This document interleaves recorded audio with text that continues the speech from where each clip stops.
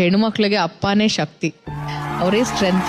ನಾವ್ ಹೇಳ್ತೀವಲ್ಲ first hero ನಮ್ಮಪ್ಪ, ಅದು ಎದೆ ತಡ್ಕೊಂಡು ಹೇಳ್ತೀನಿ ನಾನು, ನನಗೆ ಫಸ್ಟ್ ಹೀರೋ ನಮ್ಮ ಅಪ್ಪನೇ. Is the best. ಜೀವನದ ಪಾಠನ ತುಂಬಾ ಚೆನ್ನಾಗಿ ಹೇಳ್ಕೊಟ್ಟಿದ್ಕೆ ನನ್ನ ತಂದೆಗೆ ತುಂಬಾ ಥ್ಯಾಂಕ್ಸ್.